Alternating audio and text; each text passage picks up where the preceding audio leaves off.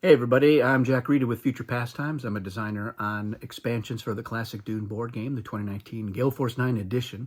And in this video, I'm going to be talking about a Treachery card from the first expansion, the Ixians and Tleilaxu expansion. It's a special card, and it's called Amal. And so I'm going to talk about what this card does, why I think it's interesting, and the origins of the card. We'll start with that. So Amal is something that comes from the prequel books. So it's from the House Atreides, House Harkonnen, House Carino series of books. It is about, it's a subplot involving the Tleilaxu developing an alternative form or artificial spice in cahoots with the Emperor as a way to get around the whole business of spice production on Arrakis, which is fraught with problems and corruption. But it turned out that this spice was not successful. It did not work. It was garbage, and they had to get rid of all of it. So the idea here is that when you play Amal, all the players are discovering that half of the spice that they've collected or that they've gathered turns out to be Amal. It was a garbage spice, and it's no good. It's got to be disposed of. So the effect is, at the beginning of any phase, cause all players to discard half of their spice behind their shields, rounded up to the spice bank. So the behind their shields is important because any bribes that you have made that turn up to that point, that spice doesn't go behind the shields. It goes in front of the shields. So your bribes are going to be unaffected by the Amal. So if you have bribed somebody, and I've seen somebody who has Amal, offer all of their spice or a number of it to somebody as a bribe before they played Amal, in exchange for getting some of that spice back as a future bribe. So anytime that you're giving away spice, they're not going to get it to use it right away. They're going to wait till the next turn, and if they're bribing you back, they got to wait till the next turn after that. So it's certainly a loophole, but is it worth it is going to be the question. But there are other applications to Amal, and it's a very powerful card.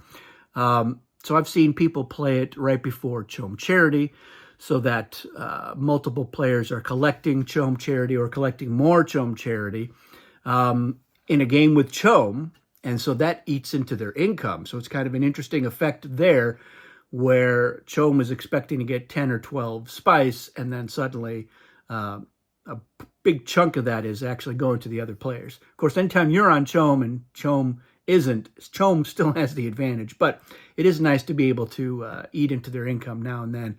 I've seen it played right before bidding, so that many players don't have as much to spend on Treachery cards. But somebody who has a lot of spice, well, they're going to take a big hit, but then they still have a lot more than most of the other players, so they could maybe get several Treachery cards for maybe 2 or 3 spice rather than having to spend 5 or 6 spice.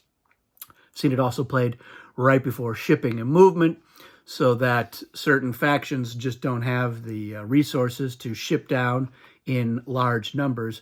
Also in advanced, seen it played after shipping and movement before the battle phase, because, as you know, you need spice to count your forces at full strength unless you're the Fremen. And if somebody was like, all right, I've got a certain amount of spice, I want to spend 4 of it to be able to ship 4 forces down, and then those 4 forces I can count at full strength. Well, then they spend a bunch to go down, and then they don't have as much to dial in the battle. So it can have a very interesting tactical effect on certain elements of that turn. And it really is a pretty good equalizer. Because again, if you've got a faction with 20 spice and a faction with 6 spice, well, now the 20 spice one only has 10, the other one has 3. That's a much better margin. So it's nice to take the big guys down by a larger margin than the little guys, however you want to interpret that. So I think Amal can have an interesting effect.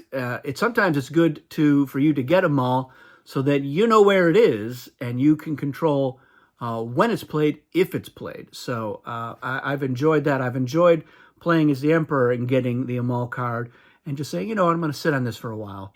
and just to make sure that nobody is using it against me. And maybe you play it later on after you have spent a lot of spice to maybe ship down a huge number of your forces, and do some battles, and then you say, yeah, boom, I'm going to play this now. I'll pick up some Chom Charity, and of course, I've got my income from the bidding phase that will help get me back up. So even a rich player playing Amal can have a nice effect on the game for them.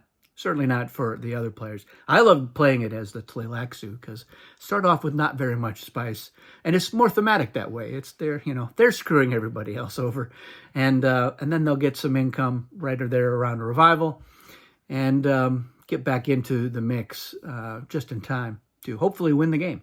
So that is Amal. Let me know what you think of Amal. I know that it's hot and cold for some players. They're like, oh yeah, I love it, not when it's used against me, but having in the game is great. I know people are like, no, we hate it. We hate Amal. I'm like, well, c'est la vie. But Dune is a tough universe to live in. All kinds of horrible things happen to people all the time, and that's thematic. So that's why I like it. I like that we are able, as designers, to extract good stuff from the prequel novels and the extended universe novels.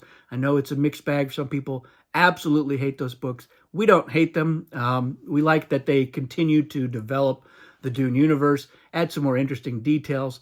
The writing style, it's certainly not the same as Frank Herbert. So that's the first thing that you have to accept and let go of and say, all right, it's not Frank's writing style. But it is Frank's universe, and there's a lot of really interesting stuff in there. And we like bringing it into the Dune gaming universe as well.